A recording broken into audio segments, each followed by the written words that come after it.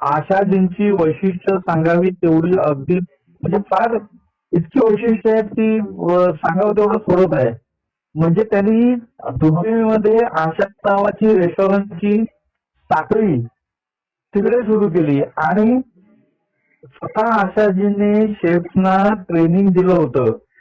त्या दुबईला आपलं दुसरं घर मानत त्याचं कारण तेच होतं. आणि विशेष म्हणजे नाचरे मोरा ते जे गाणं आहे आशाजींनी गायले ते गाणं बालवयामध्ये ज्या पिढीने गायलं ती पिढी मोठी झाली. ती पिढी वृद्ध काळामध्ये आली तेव्हा वयाने खूप वाढली तरी सुद्धा आशाजींच्या आवाजाला वार्धक्य मात्र शिवलं नव्हतं. हे त्यांचं वैशिष्ट्य आहे. आणि हे जे अशी जी आहेत त्या आपण नेहमी त्यांनी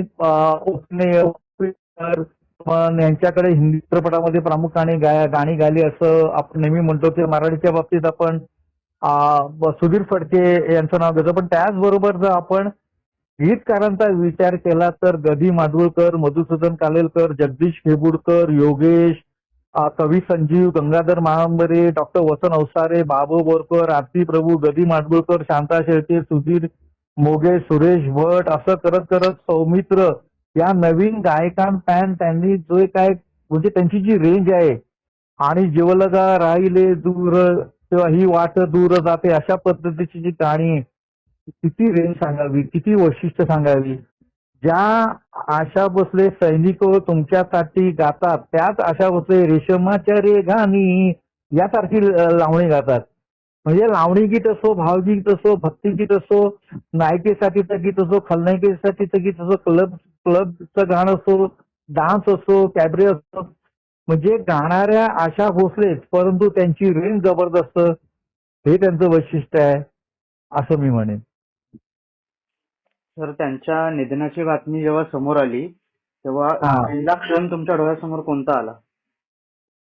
मला माझ्या डोळ्यासमोर क्षण आला त्यांच्या भेटीचा क्षण आला. साधारण 17-18 वर्षापूर्वीची गोष्ट आहे आणि त्या नाशिकला कार्यक्रम करणार होत्या. त्यामुळे त्यांनी काही ठराविक पत्रकारांना पेडरो रोडील आपल्या प्रभुकुंज या निवासस्थानी बोलवलेलं आणि त्या माहिती देणार होत्या. आणि तेव्हा त्यांना जो भेटीचा योग आला अगदी शेजारी बसून एखाद्या आपल्या जवळच्या माणसाशी कसा गप्पा करतो व्यक्ती तशा पद्धतीने त्यांनी आमच्याशी गप्पा केला. आणि मला तर अगदी त्यांच्या शेजारी बसण्याचा आला. हे जे आहे तो क्षण माझ्या डोळ्यासमोर आला. त्यांची कारकीर्द डोळ्यासमोर आली, त्यांची विविधता, अष्टपैलुत्व, त्यांची मेहनत, त्यांचं कौशल्य आणि एक स्वतंत्र म्हणजे आशा भोसले या नावातच एक प्रचंड मोठं व्यक्तिमत्व, एक वैशिष्ट्य, एक सामर्थ्य, एक अष्टपैलुत्व सांभाळलेलं आहे हे माझ्या डोळ्यासमोर आलं. एवढ्या मोठ्या महागायिकेचं निधन झालंय तर महाराष्ट्राने काय गमावलं असं तुम्हाला वाटतं?